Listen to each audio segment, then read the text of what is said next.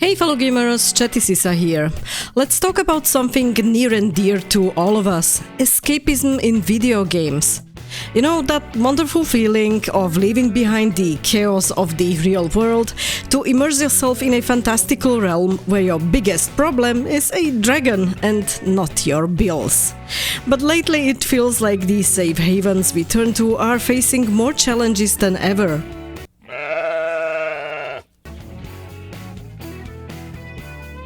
First, let's define escapism. At its core, the primary purpose of video games has always been to offer a break from the real world. Just like books, movies, and TV shows, games were created to give people another way to step into new stories and settings. Whether it's slaying monsters in The Witcher, exploring galaxies in Mass Effect, or building an empire in Sid Meier's Civilization, video games offer an outlet for stress and a chance to live a story different from our own. And let's face it, sometimes that's exactly what we need to keep our sanity intact.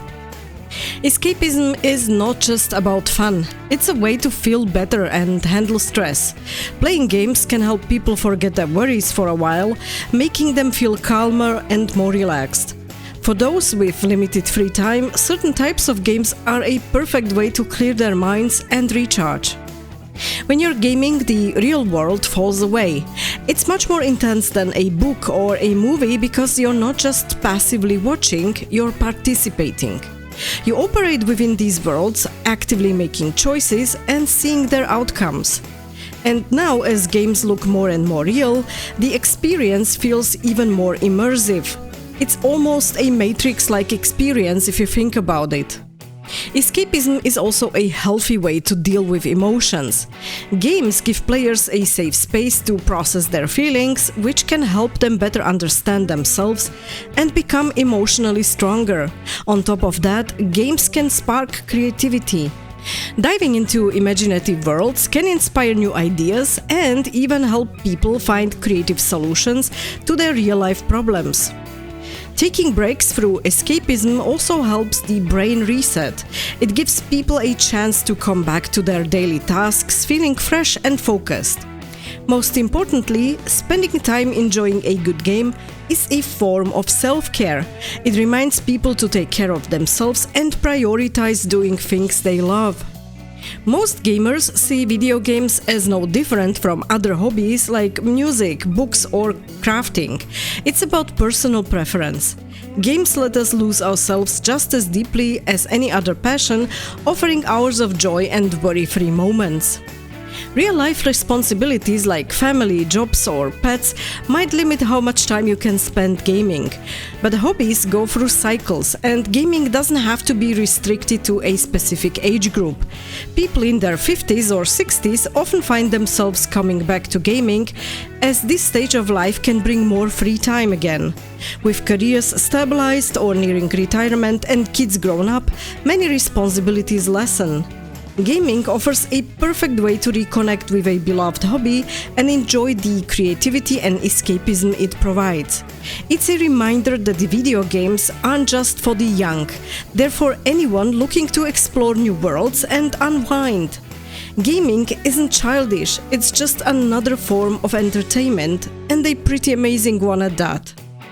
Some of us play games not just for escapism, but for the love of the art form.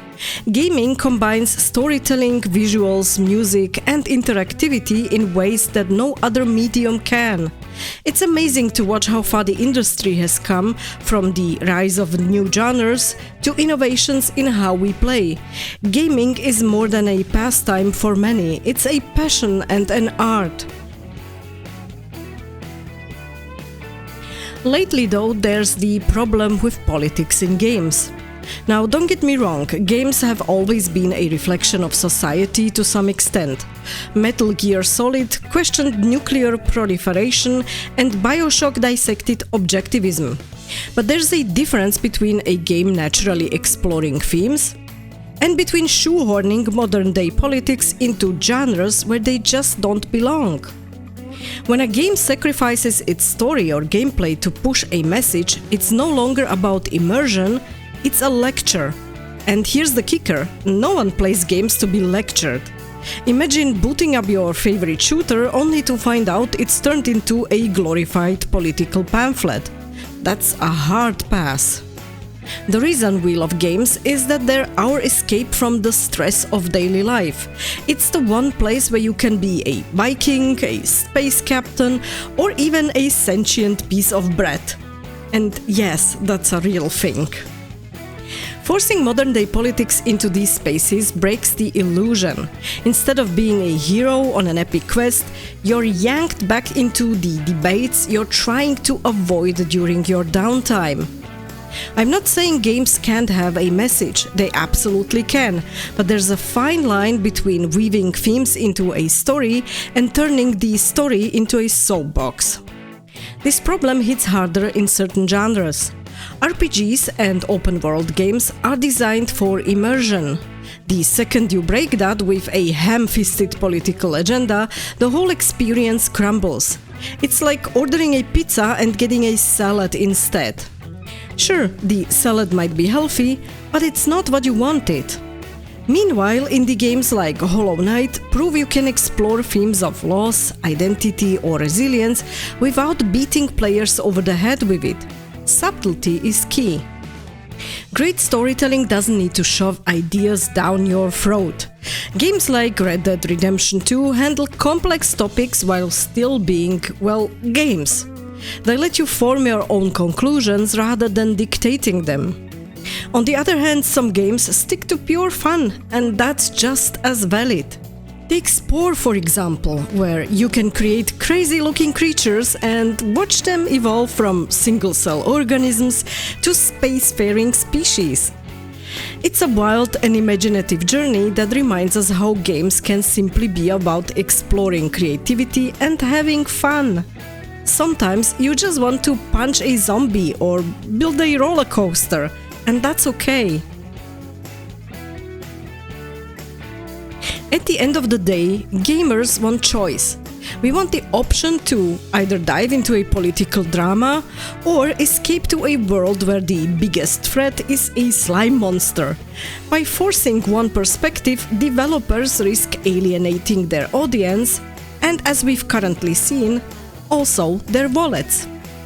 Gaming is a vast, diverse medium. There's room for everyone's preferences without stepping on anyone else's toes. And it would be great if we could keep it that way. Escapism in games isn't just important, it's essential. It's what keeps us coming back and what makes us love this medium so much. In recent years, we've seen many games fail because they didn't offer the escapism we've come to expect.